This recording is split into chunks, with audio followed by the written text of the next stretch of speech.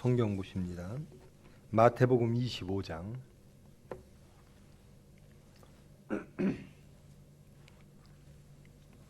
마태복음 25장 1절로 13절 말씀입니다.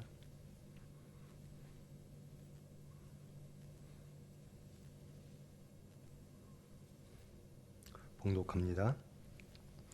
그때 천국은 마치 등을 들고 신랑을 맞으러 나간 10 처녀와 같다 하리니 그 중에 5은 미련하고 5은 슬기 있는 자라. 미련한 자들은 등을 가지되 기름을 가지지 아니하고 슬기 있는 자들은 그릇에 기름을 담아 등과 함께 가져갔더니 신랑이 더디옴으로 다 졸며 잘세. 밤중에 소리가 나되 보라 신랑이로다 맞으러 나오라 하매 이에 그 처녀들이 다 일어나 등을 준비할세. 미련한 자들이 슬기 있는 자들에게 이르되 우리 등불이 꺼져가니 너의 기름을 좀 나눠달라 하거늘 슬기 있는 자들이 대답하여 이르되 우리와 너희가 쓰기에 다 부족할까 하노니 차라리 파는 자들에게 가서 너희의 쓸 것을 사라 하니 그들이 사러 간 사이에 신랑이 오므로 준비하였던 자들은 함께 혼인잔치에 들어가고 문은 닫힌지라. 그 후에 남은 처녀들이 와서 이르되 주여 주여 우리에게 열어주소서. 대답하여 이르되 진실로 너희에게 이르노니 내가 너희를 알지 못하노라 하였느니라. 그런즉 깨어있으라. 너희는 그 날과 그 때를 알지 못하느니라. 아멘. 기도하십니다. 사랑의 하나님 감사합니다. 어려운 시절 하나님의 자비와 긍휼 안에 저희들을 품으시고 소망케 하시고 다시 거룩한 주일 허락하사 모으시고 예배 허락하심을 감사드립니다. 말씀을 통하여 저희 자신들 발견되어지기를 원합니다. 하나님과 하나님께로 나아가며 예수님과 연합되어지기를 원합니다. 이 예배를 통하여 온전히 하나님의 뜻이 하나님의 나라가 이루어지기를 원합니다. 주님 영광 받아 주시옵소서. 예수님의 이름으로 기도합니다. 반갑습니다. 이제 몇 주째죠? 꽤 오래됐습니다. 나라에서는 사회적 거리두기를 좀 완화했지요. 근데 가장 엄격한 곳이 우리 교회인 것 같아요. 교회에 대해서는 좀 더, 그리고 가능성도 높죠. 같이 밀집한 곳에서 기도하고 찬양하는 가운데 전염의 가능성이 다른 곳보다 높은 것은 사실입니다. 기간이 오래되다 보니까요, 이제 지치지요. 속된 표현으로 이제 정말 지겹다 그럴 소리가 나올 정도입니다. 뉴스를 보면 이제 많은 이들이 여행을 가고, 국내입니다만 경제 활동도 하고 사회 활동도 하고 여가 활동도 하는 것 같아요. 근데 유독 우리 교회에서 예배드리는 것, 그것만, 제가 그래서 우리 식구한테 그런 얘기를 했습니다. 예수 믿는 사람이 가장 말을 잘 듣고 국가에 가장 협조적이니까 교회에 대해서는 좀 더 많은 것들을 요구하는 것 같다. 많은 교회들이 오프라인 예배를 시작했죠. 근데 그 가운데서도 여러 가지 이제 권고 사항들이 있습니다. 2m, 1m 어떻게 하라. 그러니까 전 교인들이 모여서 예배드리기에는 아직도 형편이 여의치 않은 것 같습니다. 우리 총회에서는 5월 3일이죠. 5월 3일 주간까지 영상으로 예배를 드리기로 했습니다. 그리고 그 다음 주부터는 물론 총회와 상의를 거쳐야 되겠습니다만은 정상적인 예배로 돌아가려고 합니다. 그렇게 되기를 소망합니다. 5월 3일 지난 후부터는 새벽 예배도 드리려고 하고요. 여러 가지 이제 저희들이 해야 될 것들이 있죠. 이런 것들을 준비하며 정상적인 예배를 예배당에서 드리기를 정말 소망합니다. 교우들을 얼굴을 맞대며 사정을 알고 함께 하나님께 영광 돌리는 그날이 빨리 오기를 원합니다. 우리 병원, 총회병원도요, 입구에서 계속 발열도 체크하고 다 하죠. 들어오는 환자들도 이제 힘이 든 겁니다. 언제까지 해야 돼요? 이걸 왜 해야 돼요? 귀찮죠. 힘들고. 근데 그것을 하고 있는 우리 직원들도 매우 힘들어요. 피로감이 쌓여 있죠. 그래서 항상 하는 게 그겁니다. 도대체 언제까지 해야 되는 거야? 도대체 코로나19는 언제 종식되는 거야? 세상이 다 풀려도 병원은 가장 마지막에 풀릴 겁니다. 언제일까 그게? 그때가 언제야?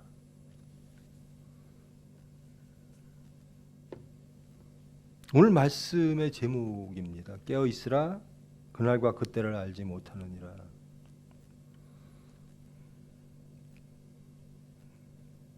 정상적인 생활로 돌아가는 그때를 우리도 지금 알지를 못하죠. 근데 그때를 알고 싶어요. 너무나 힘드니까.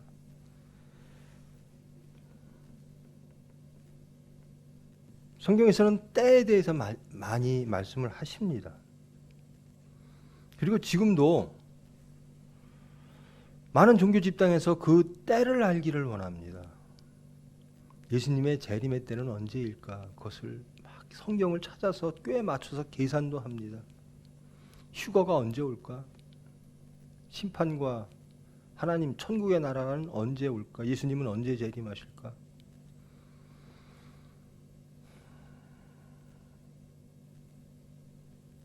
오늘 결론은 이겁니다. 너희는 알지 못하느니라. 산술적으로 계산해서 예수님의 재림이 어떠한 구체적인 날, 시이겠구나. 이것은 불가능하다는 겁니다. 이것은 알지 못하는, 왜? 그것은 전적으로 하나님의 주권에 있기 때문에 그렇습니다. 예수님이 부활하신 후에 제자들에게 말씀을 하죠. 기도하라. 그러면 성령이 올 것이다. 그들이 그래요. 예수님께. 그러면 성령이 내려온다라고 하는 것은 천국 심판이 오는 겁니까? 주의 날입니까? 예수님께서 그것은 너희가 알 바가 아니다. 그것은 하나님에 속한 것이다. 때는 하나님에 속한 것이다. 너희들이 해야 될 것은 기도하는 것이다. 라는 겁니다.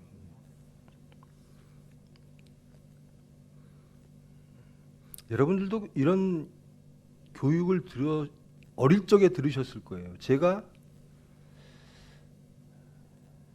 유치원, 초등학교 초반기니까요. 참 오래된 이야기인데요. 그때는 대한민국이 참 어려웠어요. 전 세계에서 가장 못 사는 나라였죠. 그때도 좀도둑이 있었습니다. 그때는 왜 도둑이 있었는가? 먹을 것이 없어서, 입을 것이 없어서, 땔감이 없어서. 주로 그 당시의 도둑들은 훔쳐가는 것이 그런 것들이었어요. 입에, 옷에 맞든 안 맞든 옷 같은 것, 이불, 부엌에 가서 쌀, 보리쌀이 됐든 뭐가 됐든 생존을 위한 도둑질을 했던 거죠. 예전에 저는 시골 사람 출신이라요. 시골집은 대부분 한옥들 여러분 아실 겁니다. 이렇게 마루가 있잖아요. 툇마루가. 밑에 신발을 벗고 올라가서 마루를 통하여 방에 들어가죠. 그러니까 신발을 벗고 마루에 올라갑니다. 근데 저희 어머니가 항상 어릴 적부터 그러셨어요. 신발을 바로 정갈하게 정리해서 놓으면 도둑이 왔다가 이 집은 준비된 집이구나. 모든 것이 정갈한 집이구나. 그래서 돌아간대요. 근데 신발이 막 헝클어져 있으면 이 집은 도둑이 들어가서 훔칠 수 있겠구나. 그렇게 평가를 한대요. 뭐 입장에서 들어보질 않아서 모르겠는데요. 저는 어릴 적에 그 말을 믿었어요. 그래서 신발을 항상 들어가면 돌려서 바로 탁탁 정리해 놓는 거예요. 그리고 잠자리에 들기 전에 신발이 어떤 모양으로 놓여 있는지를 항상 보는 거예요. 어릴 적 생각에도 그랬어요. 아, 도둑이 오면 이 집안에 신발이 정갈하게 쫙 정리되어 있으면 아, 이 집은 들어갈 수가 없겠구나 라는 생각을 하겠구나라고. 하나의 믿음처럼 있었습니다. 근데 매일 이렇게 신발을 정리해야 되잖아요. 그리고 매일 낮이건 밤이건 신발을 잘 놔야 돼요. 근데 그것이 도둑을 막기 위한 수단이라면 도둑이 오는 때만 알면 그날만 정리하면 될 거 아니에요. 아, 몇 날 몇 시에 밤에 도둑이 와. 아, 그럼 그날은 신발을 잘 정리해 놓으면 돌아가겠지죠. 근데 이 도둑이 언제 올 줄 모르는 거잖아요. 그러니까 어머니의 교육이 먹히는 겁니다. 항상 도둑은 언제 올 줄 모르니까 신발을 항상 정리정돈하는 거예요. 모든 것들이 반듯하면, 깨끗하면, 정갈하면 도둑이 도둑질할 생각을 잃어버린다라는 거예요.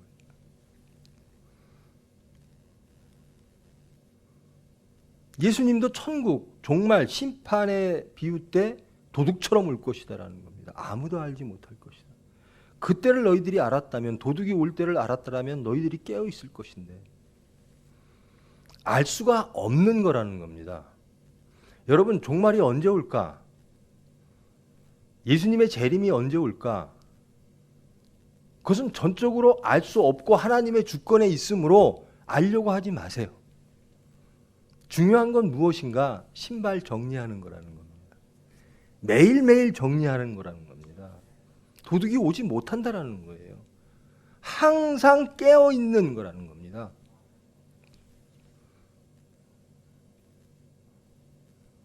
현실이나 또 이 말씀으로 돌아가면 그 당시에 기독교인들이나 또 지금의 저와 여러분을 포함한 기독교인들도 항상 관심이 그 때에 많이 있었던 것 같아요. 예수님은 언제 오실까?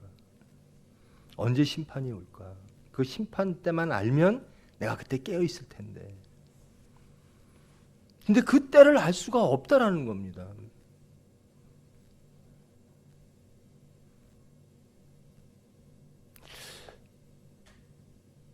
믿지 않는 우리 친구들이 어릴 적에 이런 말을 했었어요. 야, 죽기 전에 회개하면 되는 거 아니야? 죽기 전에 막 세상적으로 살다가 내가 죽기 전에 회개하면 천국 갈 거 아니야? 여러분, 죽을 때를 압니까? 그때도 모르는 거거든요. 육체가 언제 쇠할지 모르는 거예요. 그리고 미련한 것은 죽을 때까지 지옥에 있는 거예요. 육체가 마감할 때까지 지옥 생활을 하는 겁니다. 천국을 모르는 자, 심판을 모르는 자들이 할 수 있는 이야기인 거죠.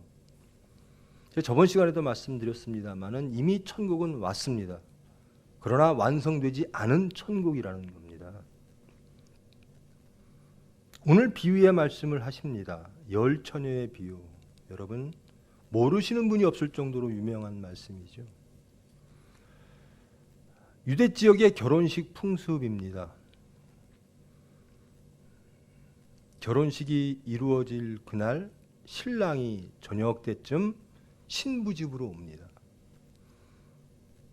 그러면 신부의 들러리들이, 여자친구들이 마을 어귀까지 나가서 그 신랑을 맞이합니다.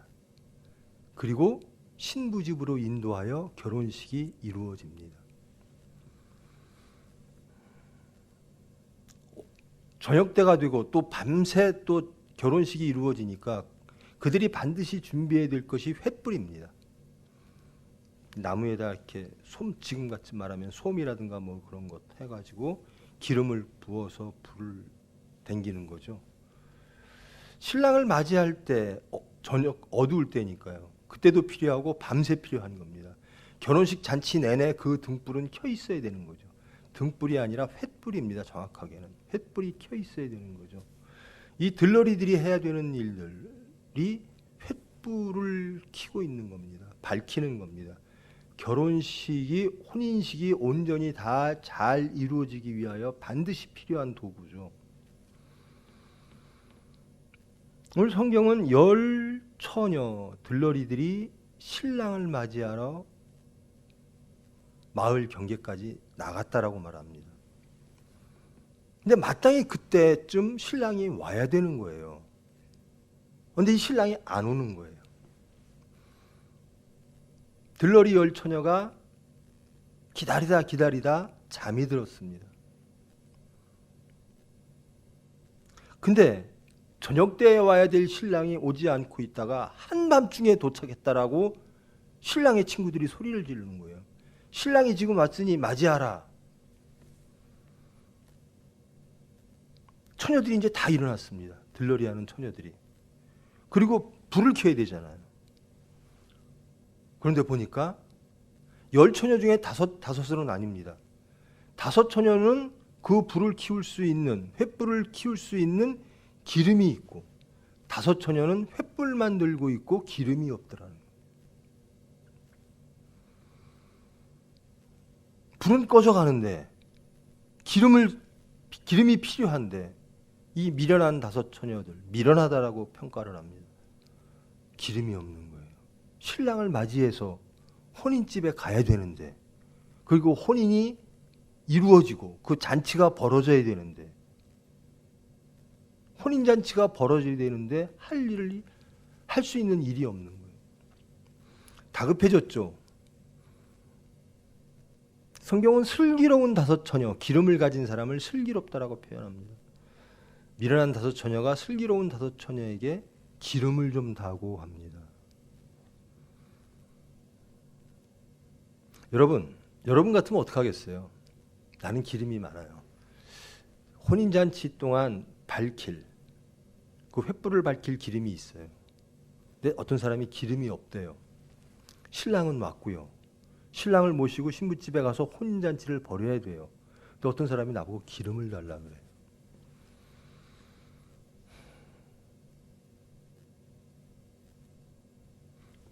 주는 게 참 인정이 있고 좋은 거잖아요.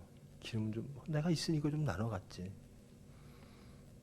근데 이 성경은 이렇게 말합니다. 슬기 있는 자들이 대답하여 이르되 우리와 너희가 쓰기에 다 부족할까 하노니 차라리 파는 자들에게 가서 너희의 쓸 것을 사라. 매우 매몰찬 대답이 돌아옵니다. 이 신부 들러리들은요, 왜 필요하냐면 잔치 때문에 필요한 사람이에요.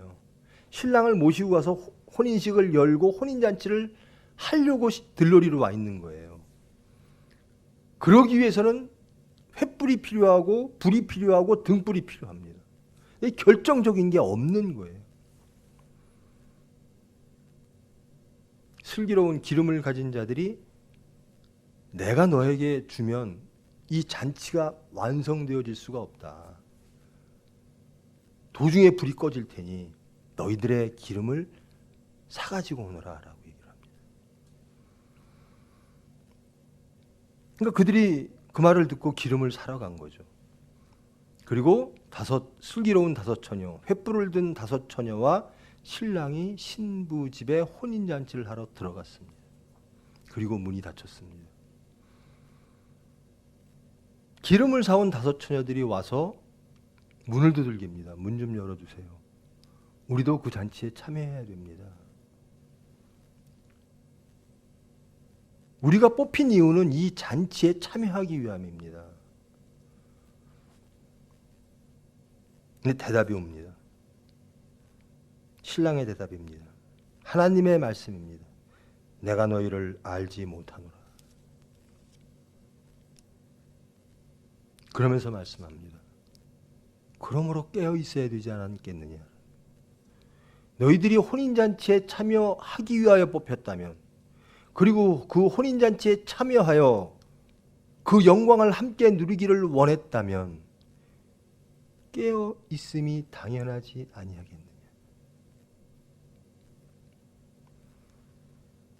너희는 그날과 그때를 알지 못함으로 항상 깨어있는 삶을 살아야 되지 않겠느냐.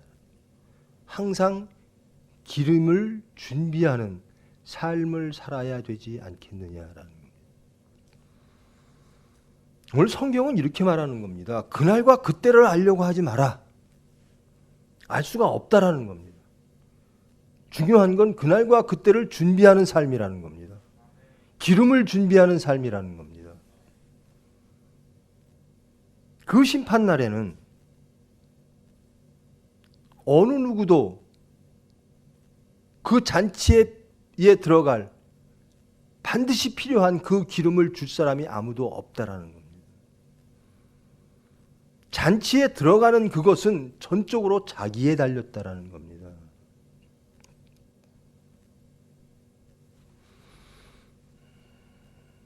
세상에 교회가 많죠.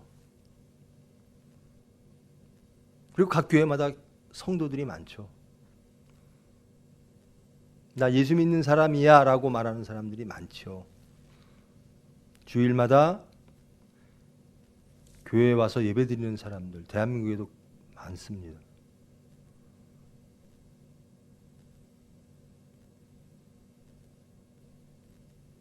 근데 그들에게 그 교회에 기름이 있을까? 예수님을 맞이하기 위하여 혼인잔치를 치르기 위하여 뽑힌 사람들은 많습니다. 이 세상에 교회는 많습니다. 교회마다 성도는 많습니다. 그런데 말씀은 혼인잔치에 들어갈 사람은 슬기로운 자뿐이라는 겁니다. 그들은 혼인잔치에 들어가기를 원하여 들러리로 뽑혔습니다. 그리고 횃불을 준비한 겁니다. 그리고 신랑을 맞이하기 위하여 마을 어귀까지 가 있는 사람들입니다. 나는 예수님과 함께하기를 원합니다. 예수님과 함께하는 혼인잔치에 참여하기를 원합니다. 나는 구원받기를 원합니다. 난 영생받기를 원합니다. 난 천국 가기를 원합니다. 라고 하는 사람들이 모여 있다라는 겁니다. 그런데 들어가는 사람은 기름을 준비한 자뿐이라는 겁니다.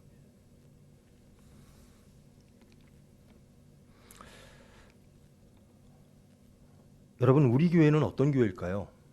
미련한 교회일까요? 슬기로운 교회일까요?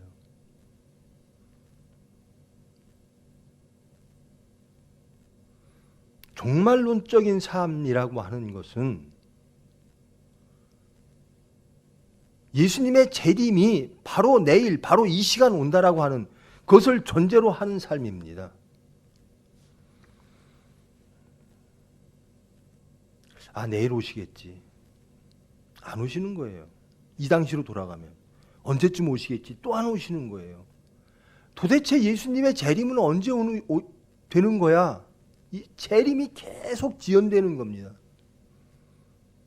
그러다 보니까 지치는 거예요. 바이러스가 언제 종식될까? 똑같은 거예요. 예수님의 재림은 언제 올까? 지치는 거예요. 나태해지는 거예요. 그들의 관심은 예수님의 재림의 때에 있습니다. 근데 예수님이 말씀하시는 거예요. 그때는 알지 못한다라는 겁니다. 너희들이가 알 수 없는 때에 도둑같이 올 것이다라는 겁니다. 그럼 방법은 뭐가 있죠? 항상 기름 준비하고 있는 겁니다. 항상 깨어 있는 겁니다. 항상 신발을 잘 정리하는 삶을 살아가는 겁니다. 예수님의 말씀에 하나님의 섭리에 전적으로 의지하여 전적으로 연합하여 그런 삶을 살아가는 겁니다. 제가 가끔 우리 성도들에게 우리 가족들에게도 묻습니다. 그리고 제 자신에게도 묻는 겁니다. 만일 내가 내일 죽는다면 나 오늘 뭐 할까? 저와 여러분은 기도밖에 할 게 없을 거예요. 회개하고 천국을 맞이하고 내 모든 육체를 내려놓고 하나님께 긍휼을 구하고 하는 일을 할 겁니다. 제일 처음에 바이러스 사태가 왔을 때요, 매우 절박한 심정으로 정말 열심히 이 나라를 살리고 국민을 살리기 위해서 열심히들 했어요. 근데 점점 길어지니까 지치는 거예요. 안이해지는 거예요. 괜찮겠지 하는 거예요. 여러분, 종말이 내일이야. 그렇게 하고 산다고 생각하면 여러분 지칠 거예요. 어떻게 그렇게 살아?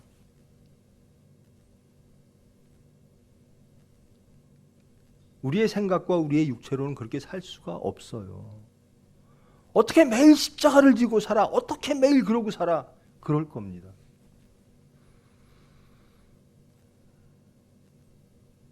그런데 가능한 게 있어요.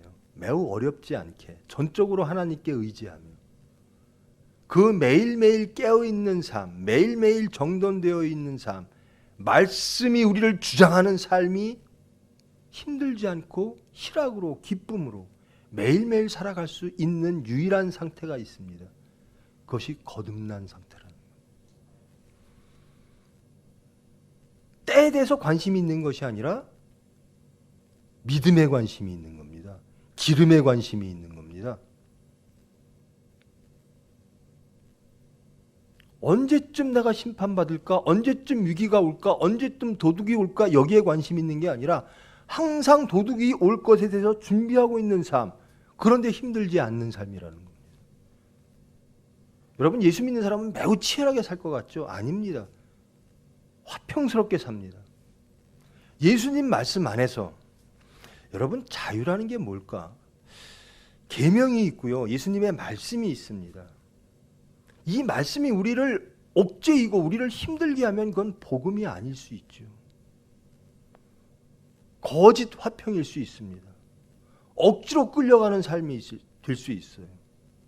그런데 자유란 창조주와 함께하는 삶이 자유라는 겁니다. 이것을 깨달은 사람, 거듭난 사람은 말씀이 힘들지가 않은 거예요. 십자가가 힘들지를 않은 거예요. 전적으로 예수님의 능력에 의하여 세상을 나아가는 그런 삶의 모습이 되어지는 거예요.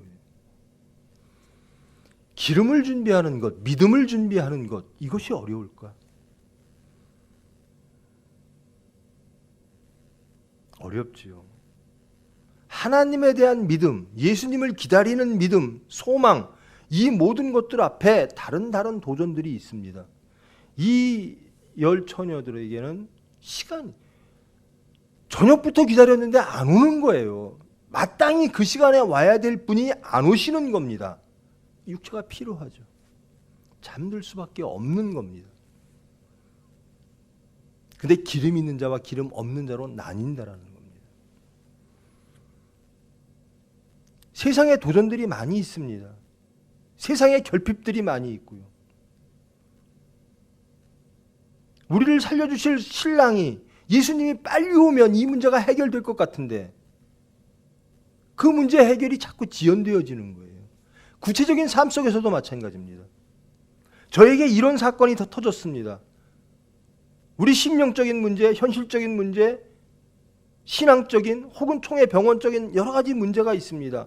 예수님 빨리 이것 좀 해결해 주세요. 이것은 우리의 때인 거죠. 근데 오늘 성경은 그렇게 말씀합니다. 하나님이 오시는 때, 예수님이 재림하시는 때는 알 수 없다. 우리가 원하는 그때가 아니라는 겁니다. 그러면서 말씀하시는 겁니다. 그 문제가 해결되기를 원하느냐? 믿음을 가지라라는 겁니다. 너희들의 문제가 해결되기를 원하느냐? 깨어 있으라라는 겁니다. 기도하라라는 겁니다. 믿음과 기도하면 모든 문제가 다 해결되어진 상태. 상황이 해결되어서가 아니라 여기가 해결되어짐으로, 여기가 해결되면 육적인 것도 해결될 것이라는 겁니다. 영과 육을 하나님은 함께 이끌어 주실 것이라는 겁니다. 근데 저는 전적으로 하나님께 매여 있습니다. 전적으로 하나님께 소망을 둡니다. 근데 그런 분들도요, 순교당한 분들이 많아요. 세상적으로 해결되지 아니하고 오로지 하나님만 믿고 하나님만 바라보다가 돌아가신 분들도 많아요. 삶 속에서 어려운 삶을 사시면서 끝내 지켜주고 계신 분은 하나님 한 분밖에 없습니다라고 하는 그러한 삶을 살다 가신 우리 선배들도 많고 우리 지금 현재도 많이 있습니다. 그분들에게는 그러겠죠. 제발 하나님 이제 좀 지금 빨리 좀 오세요. 저 너무나 힘들어요. 우리는 그렇게 생각할 겁니다. 그런데 저분은 왜 이렇게 평안하지? 다 있는 것 같은데 불안한 사람이 있고요. 하나도 없고 염려할 것 투성인데 화평한 사람이 있다라는 거예요. 뭐가 있을까? 저 사람은 왜 저렇게 평안할까? 그 사람은 혼인잔치에 참여할 소망과 준비되어진 기름, 믿음이 있다라는 겁니다. 이것으로 화평한 거예요. 이것이 없으면 사건 속에서 쓰러진다라는 겁니다.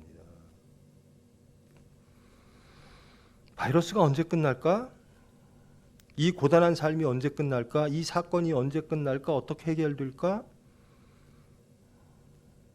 너희들이 알기를 원하는 건 그런 것이구나. 그날과 그때구나.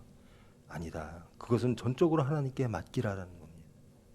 그리고 너희들이 준비해야 될 것은 깨어있는 것이다.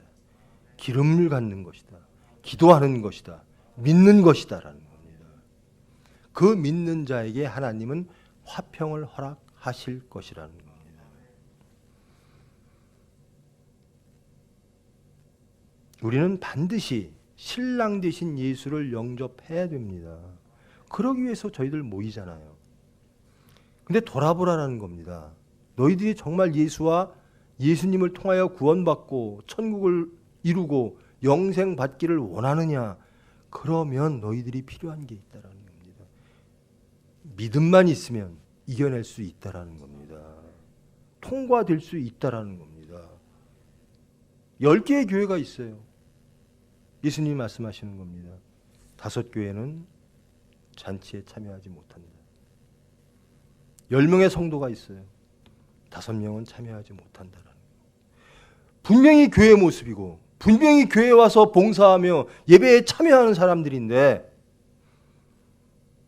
반드시 필요한 것이 없구나라는 거예요.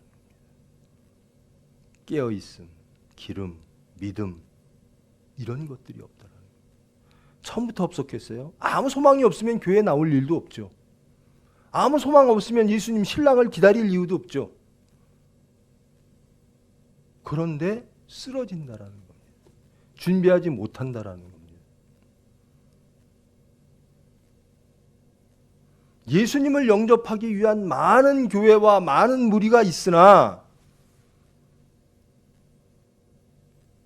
불행하게도 그들의 관심은 때와 저녁쯤에 오시겠지. 그 시기와 세상적 도전과 사건들이라는 거예요.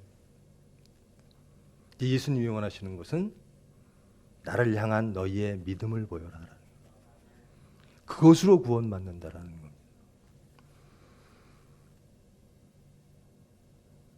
여러분 단정적으로 말씀드릴게요.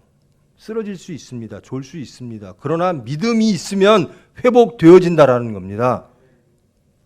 시와 때에 관심 있는 자들은 절대로 구원받을 수가 없어요. 지금 이단의 모습들을 다 보십시오. 사이비의 모습들을 다 보십시오. 관심이 시와 때에 있습니다. 예수님 재림이 언제 올 거야? 어디서 오실 거야? 신천지도 그런 거잖아요. 인맞은 자가 숫자가 얼마가 되면 하나님의 영역을 그들은 그들의 머리로 그들의 지혜로 성경을 짜맞춰서 계산하고 있는 거예요. 저와 여러분은 그래서는 안 된다라는 겁니다. 예수님이 언제 오실까? 언제 재림하실까? 모르죠. 저와 여러분 중심 안에 예수님이 재림하셨기를 소망합니다. 언제? 우리가 졸고 있을 때 여기는 이미 심판이고 예수님이 와 계시면 우리는 영생, 구원 받은 겁니다. 깨어있는 삶, 기름을 갖고 있는 삶, 준비되어진 삶, 예수님과 연합되어져 있는 삶, 그 삶 자체가 이미 천국입니다. 그리고 영원한 그 삶을 유지할 때 우리는 어렵지 않게 언제든지 오셔도 우리는 예수님 맞이할 횃불과 기름이 준비되어 있습니다. 언제든지 오셔도 힘들지 않은 삶을 살아갈 수가 있다라는 겁니다. 저와 여러분, 우리의 삶을 돌아보시기 바랍니다. 나는 교회에 와서 이런 직분으로 이렇게 봉사하고 또 하루의 시간 중에 얼마만큼의 시간을 예수님을 향해서 바칩니다.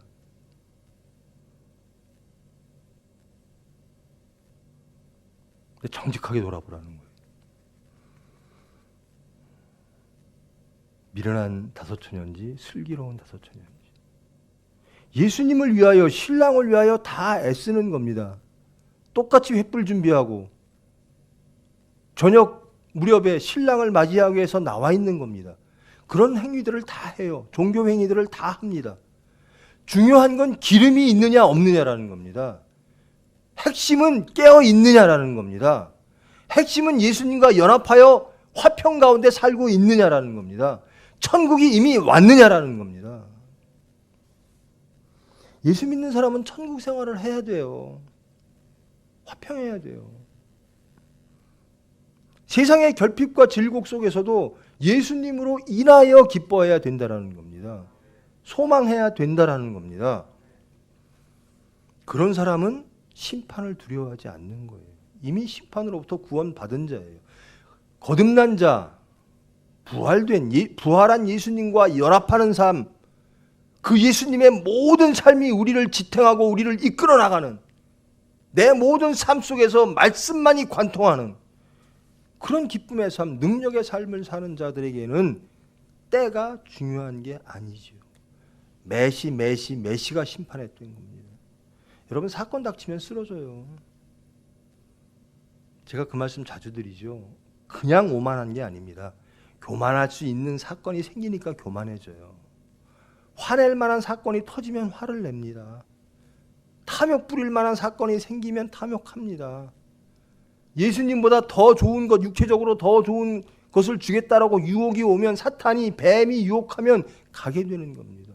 그냥 가는 게 아니에요. 사건 앞에서, 예수님 앞에서, 부활하신 예수님이 오시는 앞에서 우리는 등불이 있느냐 없느냐가 판가름 되어지는 겁니다.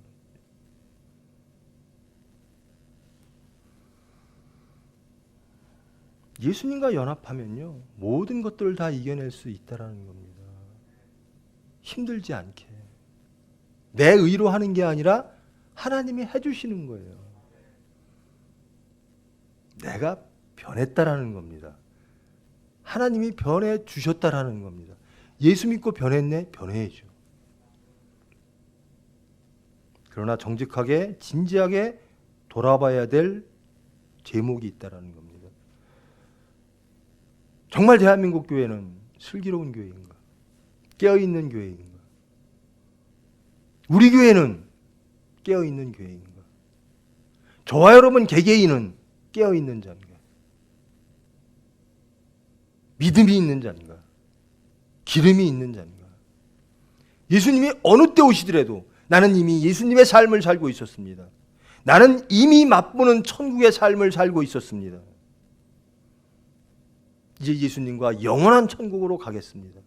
라고 하는 혼인잔치에 참여할 준비가 되어 있는 자인가?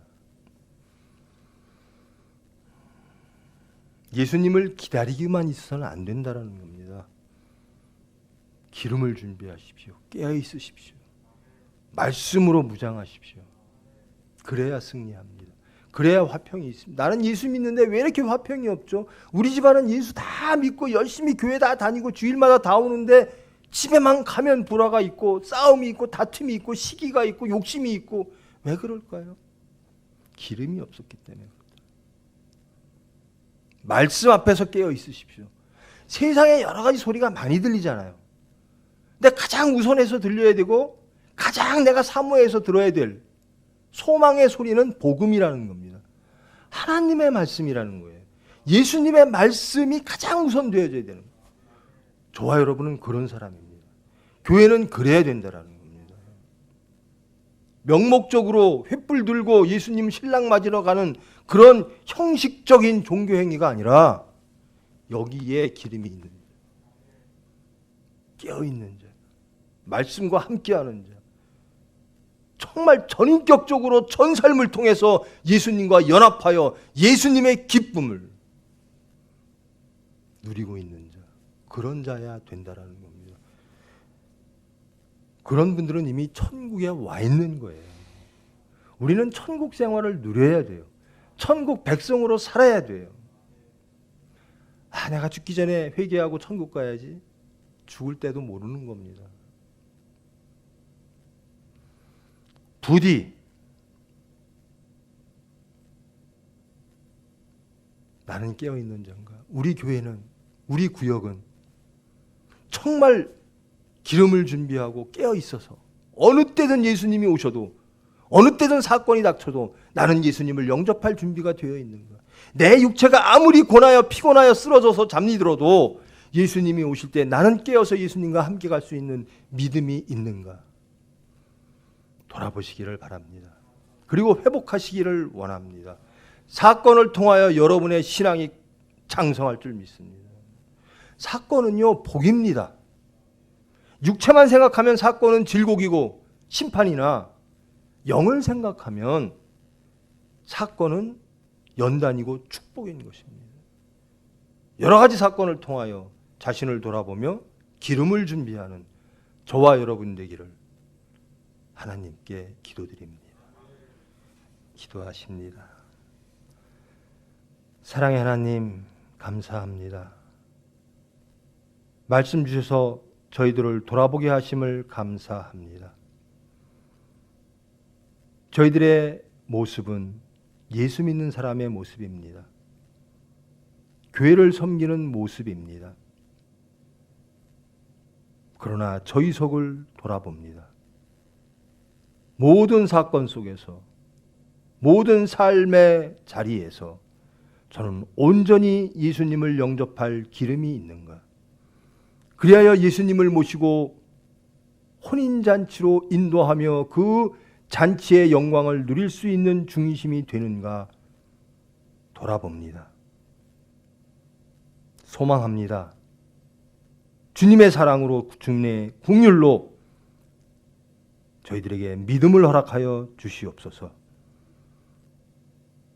저희들을 깨어있게 하여 주시옵소서. 말씀과 연합하여 충분한 기름으로 하나님께 영광 돌리는 잔치를 준비할 수 있는 저희들 될 수 있도록 주님 은혜 베풀어 주시옵소서. 예수님의 이름으로 기도합니다. 봉헌 기도 및 축도로 예배를 마칩니다. 사랑의 하나님, 감사합니다. 전 세계적으로 어려움이 많습니다. 그 가운데 하나님의 뜻이 있을 줄 믿습니다. 그 뜻을 알기 위하여, 그 뜻을 기다리며 소망하며 전적으로 하나님께 의지하는 중심들이 우리의 중심을 하나님께 드렸습니다. 적은 물질 우리의 중심으로 드렸습니다. 주님 받으시고 영광 받아 주시옵소서. 주님 나라가 이루어질 수 있도록 주님 저희들을, 우리의 중심을 수단 될 수 있도록 주님 능력 허락하여 주시옵소서.